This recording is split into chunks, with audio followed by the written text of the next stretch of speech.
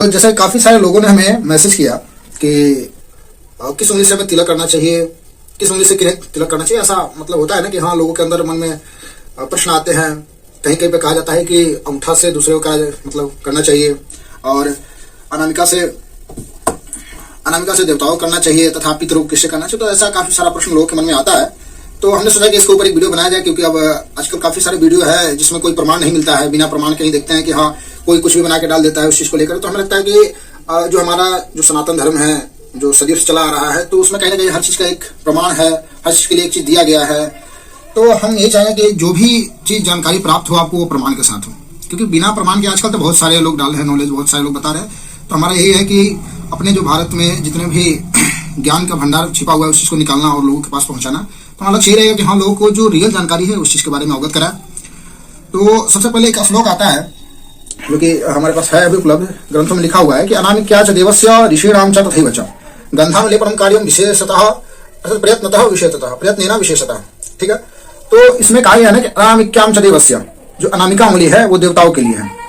देवताओं को अनामिका उंगली से चंदन करें। अनामिक्याम च देवस्य ऋषीणाम च तथैव च, अनामिका से देवता और ऋषियों को चंदन करना चाहिए। गंधानुलेपनम कार्यम प्रयत्नेन विशेषतः, अर्थात प्रयास करना चाहिए एवं हमेशा से अनामिका उंगली से देवताओं को और इसमें ऋषियों को करना चाहिए। अब इसमें कुछ लोगों का प्रश्न ये जो हो जाता है कि जैसे कि कोई व्यक्ति हमारे यहाँ है, जैसे कि कोई व्यक्ति आ रहा है तो उसके लिए तो अलग विधान बताया गया है। अब कहीं गुरुजी आ गए हमारे यहाँ, या कोई विप्र आ गए, कोई ब्राह्मण आ गए, तो अगर कोई ब्राह्मण अतिथि के रूप में आ रहा है या ऐसे आ रहा है, ब्राह्मण को अगर तिलक करना हो तो फिर हम कैसे करें। तो ब्राह्मणों के लिए भी कहा गया है कि वेदों में या शास्त्रों में जैसे देवर्षि कहा गया, उसी तरह ब्रह्मर्षि है, तो ब्राह्मण का वहां पे भी एक ऋषि के तुल्य माना गया है। तो ब्राह्मण को भी अनामिका उंगली से चंदन करना चाहिए। दूसरा है कि पितृणाम मर्पयेत् गंधम तर्जन्याम च सदैवहि, अर्थात पितृ को जो है चंदन तर्जनी उंगली से करना चाहिए। अब देखिए यहाँ पे प्रश्न ये हो जाता है तर्जनी उंगली है कौन। अब जैसे कि जो लोग नहीं जान रहे हैं उन लोग बता दें कि हमारे जो ये पांचों उंगली है, ये पांचों उंगली का क्या क्या नाम है ये जानना बहुत जरूरी है। तो सबसे पहले ये जो है इसको अंगुष्ठिका बोलते हैं। जैसे कि लोग मतलब भोजपुरी भाषा में आपका अदर लैंग्वेज बोलते हैं इसको अंगूठा, हमको भी थोड़ा सा वो होगा, इसको अंगुष्ठिका बोलते हैं। इसको अंगूठा भी लोग कहते हैं, स का लोग कर देते हैं ऐसे ही लोग। तो ये हो गया आपका अंगुष्ठिका, ये हो गया आपका तर्जनी। ध्यान रखिए इस चीज को, क्योंकि अब आजकल क्या है ना कि अभी के जनरेशन में इस चीज का अलग अलग नाम लोग लेते हैं, लेकिन ये आपका हो गया तर्जनी। ये हो गया आपका मध्यमा उंगली, ठीक है, जो कि आपको सबसे बड़ा भी उंगली है। मध्यमा है जो मध्य में भी है, दो इधर है, तो ये मध्य में भी हो गया। ये हो गया आपका अनामिका उंगली, और ये हो गया आपका जो सबसे छोटा है वो हो गया कनिष्ठिका उंगली। तो हमको ये जानना जरूरी है कि हाँ ये पांच उंगली का क्या नाम है। ये पांच उंगली का नाम जान गए तो सबसे पहले श्लोक क्या कहता है कि अनामिकाम च देवस्य ऋषीणाम च तथैव च गंधानुलेपनम कार्यम प्रयत्नेन विशेषतः। क्योंकि काफी खोज पड़ताल करने के बाद हमको यह श्लोक मिला है, तो हम चाहते हैं कि बिना श्लोक का कोई कार्य करना सही नहीं रहेगा। तो हमारा यही लक्ष्य रहेगा कि जो जानकारी हो वो सटीक हो, ग्रंथवत हो, ये ऊपर झापर वाली बात ही ना हो कि हाँ कहीं से कुछ लेके आए बोल दिए। आजकल तो बहुत सारे लोग ऐसे बोलते हैं, तो हम नहीं चाहते हैं कोई ऊपर से ले आए कहीं से बोल दे।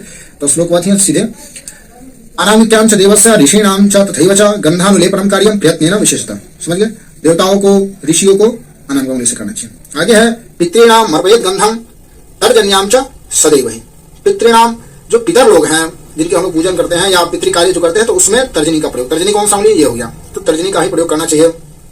उसके बाद तथैव मध्यमांगुल्या धार्यो गंधा स्वयं बुधई, अर्थात तथैव मध्यमांगुल्य, मध्यमा कौन सा ये मध्यमा उंगली, धार्यो गंधा स्वयं, स्वयं अर्थात अपने को, तो मध्यमा उंगली से अपने को। अब कहा जाता है कि हाँ ये तो आप बता दिए कि हाँ अनामिका उंगली से हम देवता और गुरुओं को लगाएंगे या भगवान को जैसे लगाएंगे, ये मध्यमा अपने लगाएंगे, तर्जनी हो गया पितर को लगाएंगे। तो कहीं कहीं कहा जाता है कि अब ये अंगूठा से किनको लगाना है, ये भी प्रश्न आता है कि हाँ अंगूठा से भी कहा जाता है। तो अंगूठा से गुरुमुख सुना गया है, जैसे गुरुजी लोग कहते हैं कि अंगूठा से जो है तिलक जो अन्य लोगों को लगाने के लिए, जैसे दूसरे व्यक्ति को लगाना है तो अंगूठा से ही। अब कहीं कहीं पे एक और आता है कि हाँ इस उंगली का भी लोग बोलते हैं कि इस उंगली से किसे चंदन लगाना चाहिए। तो इस उंगली से कहा जाता है जो व्यक्ति मृत है, जो व्यक्ति मर गए हैं, तो उनको अंतिम जब सजिया वगैरह में, तो जैसे उनको एक बैठाया जाता है लकड़ी वगैरह पे, तो उससे पहले स्नान इत्यादि जो कराया जाता है, तो उस प्रक्रिया में मरे हुए व्यक्ति को इस उंगली से चंदन लगाया जाता है।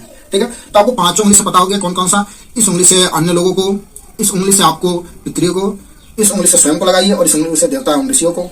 ऋषि मतलब वही जो विप्र लोग हैं उन लोगों को भी ले लीजिए ऋषि में, और ये हो गया जो मृतक लोग हैं। तो ये तीन तो आपको शास्त्रवत मिलते हैं, और ये जो है ये गुरुमुख सुना गया है कि गुरुजी लोग कहते हैं ऐसा। तो गुरुजी का बात सदैव से चला है कि गुरु परंपरा वही है कि जो गुरुजी के मुख से सुने वही चल रहा है। और ये आपका हो गया, ये भी एक मतलब दंत कथा के अनुसार चलता है, लोगों के कथन के अनुसार कहा जाता है मृतक को। तो तीन का प्रमाण ये पांचों आप जान गए। क्योंकि अब देखिए क्या है ना कि ये जानकारी बहुत कम लोगों के पास रहती है। अब ये बहुत कम आजकल मिल रहा है, क्योंकि कुछ भी लोग अपना डालते हैं, कुछ भी लोग बनाते हैं, तो उसमें जो है ना प्रमाण नहीं मिलता है। तो हमारा यही लक्ष्य रहता है कि हाँ प्रमाण से ही सब चीज कार्य करें, चलिए, ये जानकारी आप लोग को अच्छी लगी तो चैनल को सब्सक्राइब करना आपको तो बनता है, और आगे लाते रहेंगे ऐसे ऐसे जानकारी जो छुपे हुए हैं हम लोग के जैसे ग्रंथों में, उसको खोज पड़ताल करके और छोटे छोटे टॉपिक में लिख करके ही आप लोग को बताएंगे, समझाएंगे। चलिए, धन्यवाद। जय सीताराम, हर हर महादेव।